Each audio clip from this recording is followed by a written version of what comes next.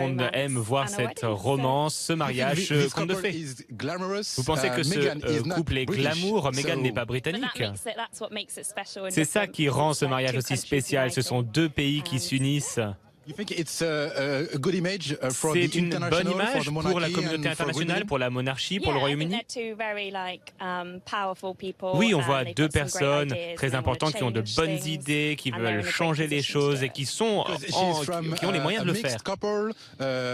C'est un couple. Alors, Meghan est métisse, ses parents sont divorcés. C'est la première fois qu'on voit ça dans la famille royale. Et oui, les parents de Harry sont divorcés aussi. Ok, Alice, you've come with a picnic Alice, basket. vous êtes venue avec un panier pour faire un pique-nique. Est-ce que vous pouvez nous dire ce qu'il y a à l'intérieur?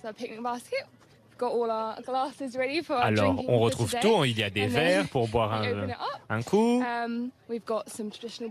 On a un petit peu de bière traditionnelle britannique, des gâteaux, des sandwichs, un petit peu pour notre petit déjeuner. On est prêt pour la journée.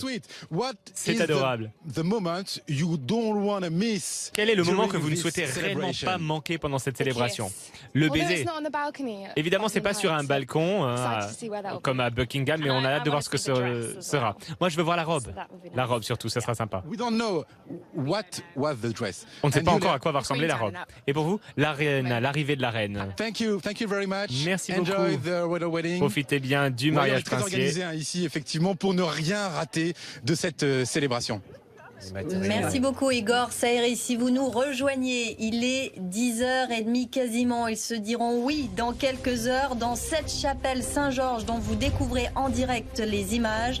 C'est aujourd'hui que le prince Harry, 33 ans, épouse l'américaine Meghan Markle, 36 ans, à Windsor. Un mariage suivi par pas moins de 2 milliards de téléspectateurs que vous allez pouvoir vivre toute la journée sur BFM TV. Les images magnifiques de cette chapelle, on en parle avec Nathalie Loureau, vous êtes directrice déléguée de la rédaction de Point de Vue. Ça fait combien de temps qu'il n'y a pas eu un mariage royal comme ça, ou princier, dans cette chapelle Saint-Georges? Ça fait pas si longtemps que ça. Il y a eu plusieurs mariages princiers. On se souvient en particulier du mariage de Charles et Camilla, qui se sont mariés là exactement à la chapelle Saint-Georges. Phillips et Peter Phillips, petit-fils de la reine d'Angleterre, s'est aussi marié dans la chapelle Saint-Georges quelques années après.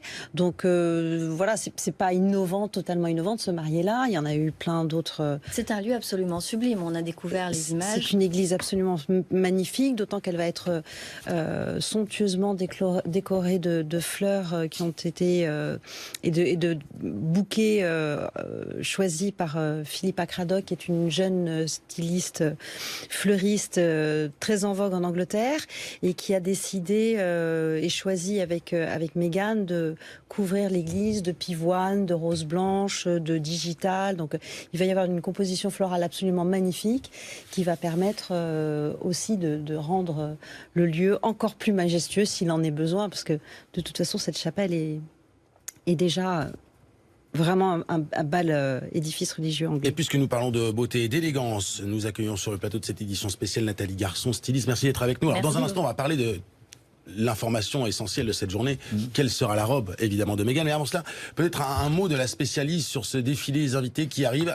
Pas mal de chapeaux chez ces dames, et puis le costume le plus classique, 3 pièces, queue de pie pour les hommes. C'est la tradition respectée, l'élégance à l'anglaise? Oui, alors c'est vraiment la tradition à l'anglaise, c'est unique. Je pense que ça traduit en même temps une vraie originalité et cette, je dirais, ce goût de la tradition avec ce mélange d'extravagance. C'est ce qui a donné aussi tous ces créateurs qui sont aujourd'hui sur la scène internationale. Et qui sont vraiment aussi importants que la haute couture française ou italienne.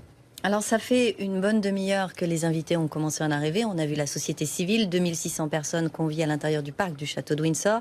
Là on voit les invités triés sur le volet qui vont assister à la messe, commencer à entrer dans cette chapelle.